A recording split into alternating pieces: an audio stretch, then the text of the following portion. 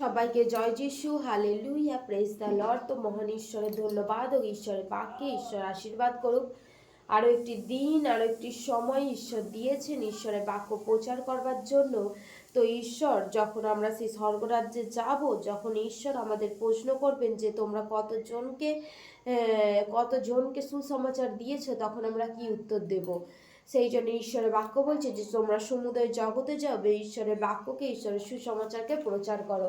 Hallelujah. তো ঈশ্বরের বাক্যে যাওয়ার জন্য প্রথম আমরা প্রার্থনা করব। Hallelujah, hallelujah, hallelujah, hallelujah. ধন্যবাদ ঈশ্বর, তোমায় ধন্যবাদ দিই প্রভু, আজকের বাক্যের জন্য তোমায় ধন্যবাদ দিই প্রভু। খুব সুন্দরভাবে তুমি উৎসাহিত করলে প্রভু, সেই বাক্য দ্বারা আমাদেরকে চেতনা, জ্ঞান, বুদ্ধি দাও প্রভু। সেই বাক্য অনুযায়ী যেন আমরা চলতে পারি প্রভু, সেই বাক্যকে আমাদের জীবনে যেন আমরা কাজে লাগাতে পারি প্রভু।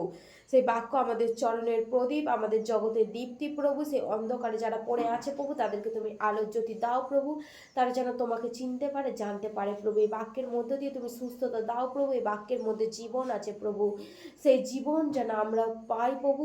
তোমার বাক্য বলে যে তোমাকে বিশ্বাস করে প্রভু, সে কখনো ক্ষুধার্ত হইবে না প্রভু, সে কখনো তৃষ্ণার্ত হইবে না প্রভু। সেই জগতের খিদে নয় প্রভু, ঈশ্বরের আত্মার খিদে প্রভু। সেই আত্মার খিদেকে প্রভু তুমি তপ্ত করো প্রভু, এই বাক্য দ্বারাই প্রভু তুমি আশীর্বাদ করো প্রভু, জ্ঞান বুদ্ধি দাও প্রভু, তুমি সাহায্য করো, সহবর্তী হও প্রভু। Hallelujah, praise the lord. ঈশ্বরের বাক্যে ঈশ্বর আশীর্বাদ করুক, আমেন। তো আজকের বাক্য দ্বিতীয় বিবরণ 13 অধ্যায় 4 পদ। হালেলুয়া, হালেলুয়া, মহান ঈশ্বরের ধন্যবাদ হোক। তো বাক্য বলছে, তোমরা আপনাদের ঈশ্বর সদাপ্রভুরই অনুগামী হও, তাহাকেই ভয় করো, তাহার আজ্ঞা পালন করো, তাহারই রবে অবধান করো, তাহারই সেবা করো ও তাহাতেই আসক্ত থাকো। হালেলুয়া। বলছে কি সেই কি তুমি সেই ভাববাদীর কিংবা সেই স্বপ্নদর্শকের বাক্যে কর্ণপাত করিও না। তো আপনাদের ঈশ্বর সদাপ্রভুকে প্রেম করো কি না তাহা জানিবার জন্য তোমাদের ঈশ্বর সদাপ্রভু তোমাদের পরীক্ষা করেন। হালেলুয়া। সেই ঈশ্বর সদাপ্রভু কি তোমার পরীক্ষা করে থাকেন?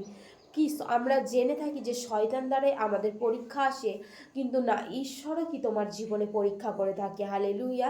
ঈশ্বর পরীক্ষা করে থাকেন যে তুমি ঈশ্বরকে কতটা চিনতে পেরেছো, ঈশ্বরকে কতটা তুমি জানতে পেরেছো।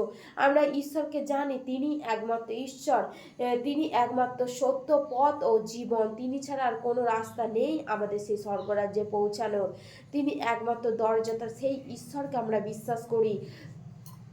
তাহলে সেই সদাপ্রভুকেই প্রেম করব, সদাপ্রভুকেই ভয় করব।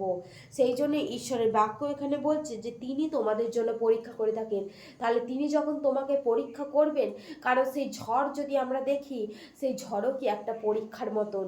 সেই পরীক্ষা কি সেই সেই ঈশ্বরের সন্তানদের জীবনে কি, সেই শিষ্যদের জীবনে কি ঝড় উঠেছিল, সেই রকমই পরীক্ষা ঈশ্বর আমাদের জীবনে করে থাকেন। এই সেই পরীক্ষার সঙ্গে সঙ্গে ঈশ্বর আমাদের কি সেই রাস্তাও বের করে দেন, সেই পথ থেকে বেরিয়ে আসার জন্য।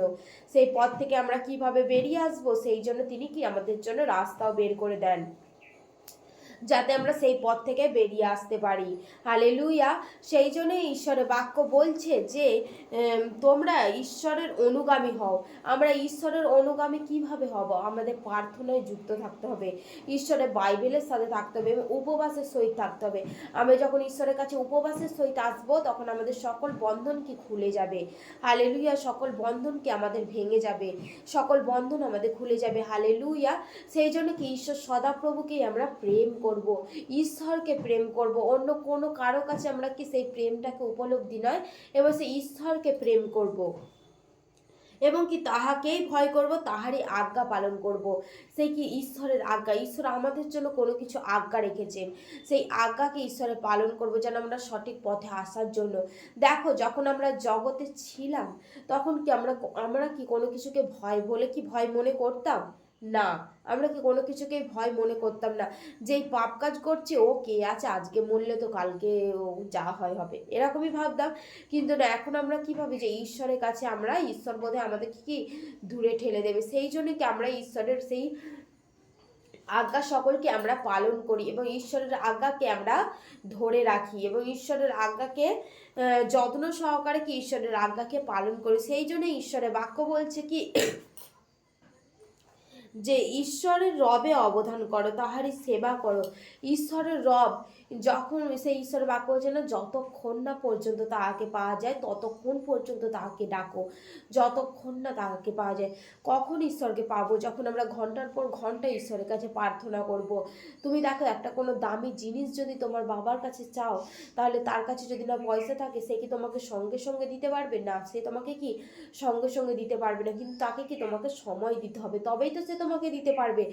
সেরকমই ঈশ্বরের কাছে আমি প্রার্থনা করেছি, আমি যদি বলি এক্ষুনি আমার দরকার, তাহলে কি ঈশ্বর কি তোমাকে এক্ষুনি দিতে পারবে? ঈশ্বরকেও কি তুমি সময় দাও? আমরা যদি সেই রেশন ধরতে যাই, সেই রেশনে কি আমাদেরকে লাইন দিয়ে দাঁড়াতে হয়, বা পরস্পরকে আমাদেরকে সেই লাইন অনুযায়ী রেশন দেওয়া হয়? তুমি লাস্টে এসেছো, তুমি কি আগে নিয়ে চলে যাবে সেই রেশন? না, ওখানে কি লাইন লাইন দিয়ে দিতে হয়। সেরকমই ঈশ্বরের কাছে দেখো লাইনে কতজন দাঁড়িয়ে আছে, একজন একজন করে তো ঈশ্বর দেবেন, একজন একজন করে ঈশ্বর তো তোমাদেরকে দেবেন। পরস্পর তুমি ঈশ্বরের কাছে চেয়েছো মানে তুমি বিশ্বাস করো তুমি পেয়ে গেছো।